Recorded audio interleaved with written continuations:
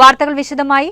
Priyadarshini service വില്ലനായി അന്തർ സംസ്ഥാന പാതയിലെ സ്വകാര്യ ബസ് സർവീസ് അവസാനിപ്പിച്ചു. ചാലക്കുടിയിൽ നിന്നും വാൽപ്പാറയിലേക്ക് സർവീസ് നടത്തുന്ന ചീനിക്കാസ് ഗ്രൂപ്പിന്റെ 2 ബസ്സുകളുടെ സർവീസാണ് നിർത്തിയത്.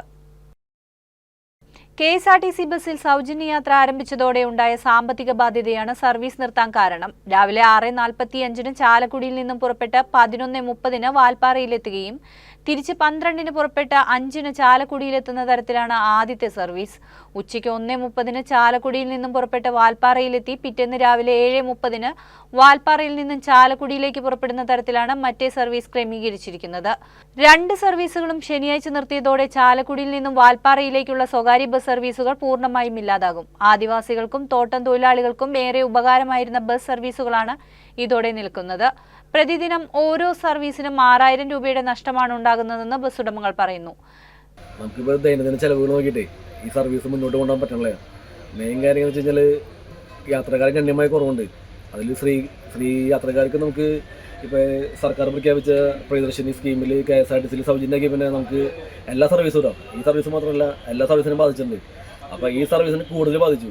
എന്താ കാര്യം എന്ന് വെച്ചാൽ ഈ ചാലക്കുടി വാൽപ്പാറ റൂട്ടിൽ 132 രൂപയാണ് ടിക്കറ്റ് ചാർജ്. ഇതിൽ മലക്കപ്പാറ വരെ 120 രൂപയുണ്ട് KSRTCയിൽ. അപ്പോൾ ഈ KSRTCയിൽ ഫ്രീ കിട്ടുമ്പോൾ ആൾക്കാർ കംപ്ലീറ്റ് സ്ത്രീ യാത്രക്കാർ പിന്നെ അവർക്ക് കൂടെയുള്ള പുരുഷന്മാരും അവർ KSRTCയിൽ യാത്ര ചെയ്യും. അത് കഴിഞ്ഞിട്ട് മലക്കപ്പാറ ഇറങ്ങി നിന്നിട്ട് നമ്മുടെ ബസ് വരുമ്പോൾ അതിൽ കയറി വാൽപ്പാറയ്ക്ക് വരും. അപ്പോൾ 20 രൂപ ചിലവുള്ളൂ. അപ്പോൾ ജനങ്ങൾക്ക് ഇപ്പോൾ എന്തായാലും പൈസ ഇല്ല അവർ നോക്കുള്ളൂ. അപ്പോൾ പൈസ ലാഭം നോക്കുമ്പോൾ നമുക്ക് സർവീസ് ഇപ്പോൾ നിലവിൽ മുന്നോട്ട് കൊണ്ടുപോകാൻ പറ്റുന്ന അവസ്ഥയാണ്.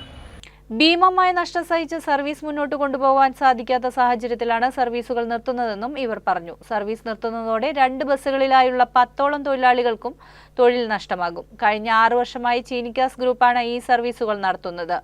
ഈ റൂട്ടിൽ കഴിഞ്ഞ 62 വർഷക്കാലമായി തുടരുന്ന പെർമിറ്റാണ് ഇതോടെ ഇല്ലാതാകുന്നത്. ബസ്സുകളെ റീത്ത് വെച്ചാണ് ശനിയാഴ്ച അവസാനത്തെ സർവീസുകൾ നടത്തിയത്. കേരളത്തിലെ ഏറ്റവും വലിയ ഷോപ്പിംഗ് ആഘോഷം ഇനി നിങ്ങളുടെ സ്വന്തം സീമാസിൽ. തൃശൂർ, അങ്കമാലി ഷോറൂമുകൾ ഇന്നു തന്നെ സന്ദർശിക്കൂ.